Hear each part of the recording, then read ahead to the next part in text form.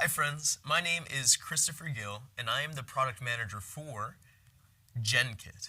Now, if you haven't heard of it before, Genkit is an open source framework for building AI-powered applications and agents built by the Firebase team at Google. Now, I have some really exciting announcements for Genkit. Just a little over a month ago, we announced the first stable release of Genkit for Node.js, meaning that you can build your AI applications and agents in Node.js and deploy them to production with confidence. And at Google Cloud Next, we also announced that we are elevating Genkit for Go to beta status, meaning that we have significantly improved and stabilized the APIs, as well as added a variety of important new features. So we encourage you to try out Genkit for Go if you want to build scalable and highly performant AI applications. And you can expect that it'll start approaching parity with Genkit for Node.js very soon. And finally, I also want to announce that Genkit has expanded language support to Python. Now, this is an alpha release, so it's intended for customers to try it out and give us feedback so that we can rapidly iterate on it and ensure that we provide an excellent developer experience and idiomatic APIs in each of the language ecosystems that we support. Now, I want to talk a little bit about the Genkit developer experience. Genkit is very easy and simple to get started with. Just like any other library, you just start by installing the Genkit packages. Then you can choose your model from a variety of different model providers that we support, meaning you can grab the API key from the provider or enable the relevant APIs in Google Cloud, and then you can start writing code. And when I say start writing code, I mean that all it takes is a few lines of code to get started in any of the languages that we support. You can go from scratch to your first generation in just a couple minutes. We designed Genkit to be very simple to start, but then to also scale to much more complex use cases and demands.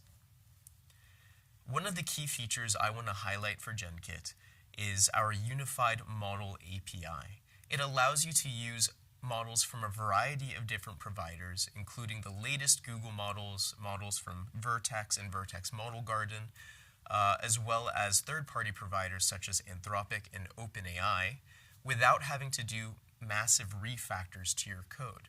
You'll find that the interface is consistent across all of them. However, you still can use provider-specific features like Google search grounding for the Gemini API, so you're not reduced to the lowest common denominator of settings. We also know that structure and type safety is absolutely critical. Unless you're building a chatbot, you're usually not sending just generating a string to send to your application. If you want to integrate generated data into your UI components on your front end, or if you need to integrate them with other APIs in your application architecture, you need a reliable structured output format. In Node.js, we do that using a Zod, a popular schema library. In Python, we use Pydantic. And in Go, because Go is already awesome and strongly typed, we use structs to make it easy for you to specify that output schema.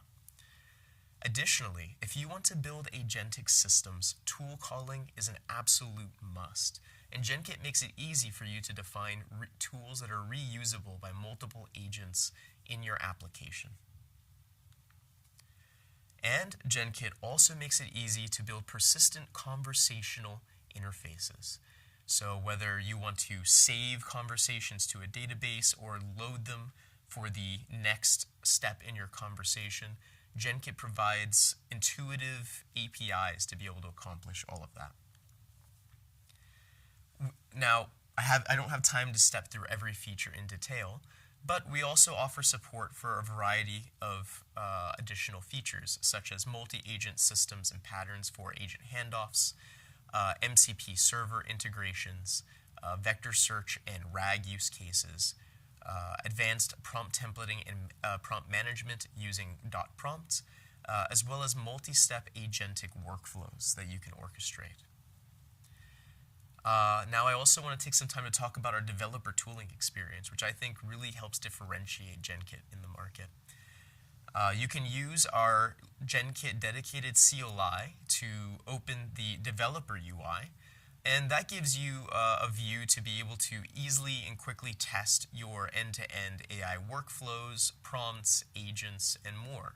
And you can see you get a nice intuitive interface to be able to provide your input values, quickly run and rerun these flows and features, and then you get a view of the detailed traces for every step of your execution to help you with debugging and finding bottlenecks in your application. And then you can very quickly go from individual runs of these features to building out a data set to keep track of regressions and improvements. Now, once you've deployed to production, we also offer built-in support for production monitoring in the Firebase console. So here you can see aggregated metrics for all the things I care about, such as token input and output, success rate, and even customer feedback. I can get the same view of those traces in production that I do in my local developer UI, and it's all backed by Google Cloud's Operations Suite so that you know you are monitoring at enterprise scale. Now, the best place to get started is to go to our GitHub, where you'll find links for documentation for all the languages that we support. Thank you so much for joining me today, and I look forward to seeing what you build with Genkit.